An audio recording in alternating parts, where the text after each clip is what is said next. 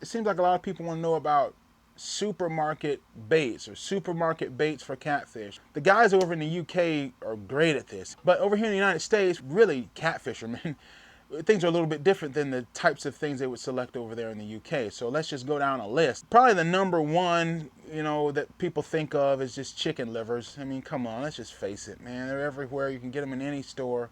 To that, I would add chicken gizzards. If you don't want to fool around with the mushiness of chicken liver, get chicken gizzards.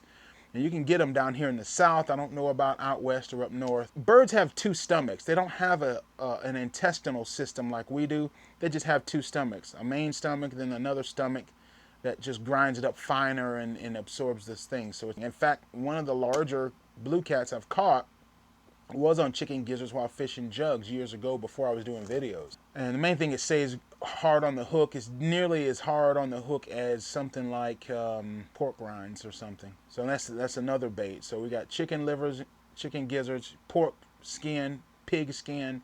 We call them cracklins down here in the south. We take them, cut them up into thin slivers, and we can either deep fat fry them or we can bake them, make them into cracklins or pork skins, or we'll call them just skins. You're just getting the skins, and you can get them sometimes. The guys at the grocery store, there's a lot of fat on them, and you can take those things and sliver them down into about a ½ inch wide and make them a few inches long, and that'll be the perfect sort of strip of cut bait. It's really thick. It just will not come off the hook. Pigs have tough, stinking hide. Why do people call them supermarkets? Well, we call them grocery stores. I mean, you might even try fat back, like really thick bacon that's really, thick. It's not thinly sliced, it's just cut up into chunks. We call it fat back. That's another one. Another thing would be tripe, cow tripe. You could use that, which is cow stomach. Why not? You can just take it, cut it up, use it for bait. And for some reason, a lot of people want to go towards shrimp. I hear about guys using chicken breasts, and I'm like, okay, you're really gonna feed a catfish shrimp and chicken breast? I can understand shrimp because that's a pretty popular bait in the salt, but chicken breast, I am not paying money to feed a catfish some chicken breasts when they can eat, stinking rot gut gizzards and stuff instead. I mean, that's your preference, fine, but I ain't doing it. I always wondered, could you use chitlins, for bait? I mean, they talk about some stinky, funky stuff. Talk about stink bait. Chitlins, man. That's pig intestine. We call them chitlins down here in the south. Chitlins. But again, you want to know about grocery store baits? That's what I'm going to gravitate. I'm not gravitating towards the sanitary, kosher stuff. I'm getting the gross stuff. I'm not going to pay good money on shrimp, $10 a pound for shrimp just to feed them to a bunch of catfish. I'm sorry.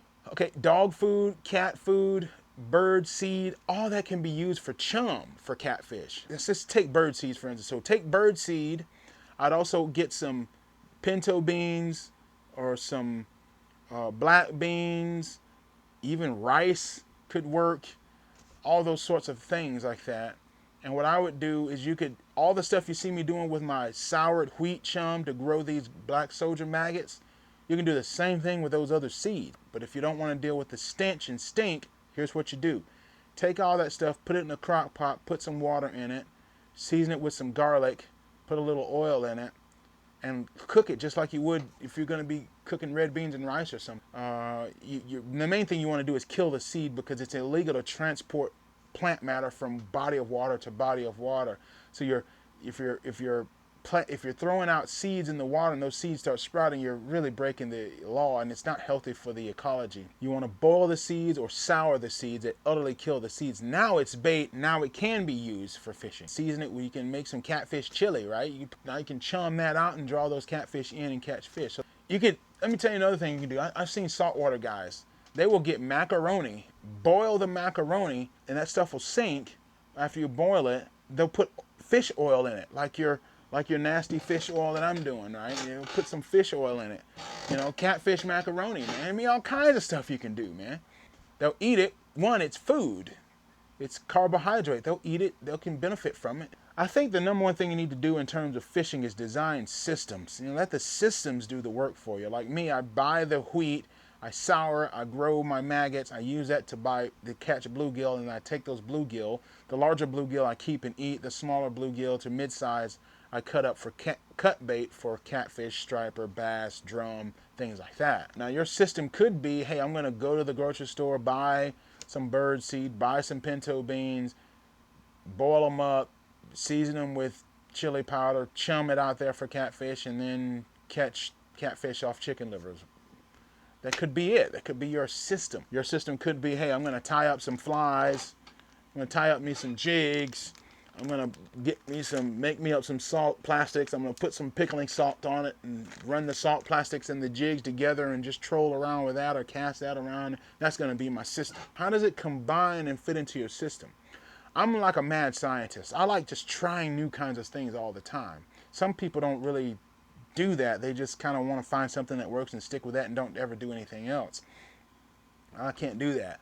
I'm always going to be trying the next new thing because I'm always looking to increase the volume of knowledge that I have. I'm a learner by design. But think about how it's going to fit into your system, and that's how you can find the best supermarket baits for catfishing, whatever, any kind of fishing. So there you go. Talk to you later.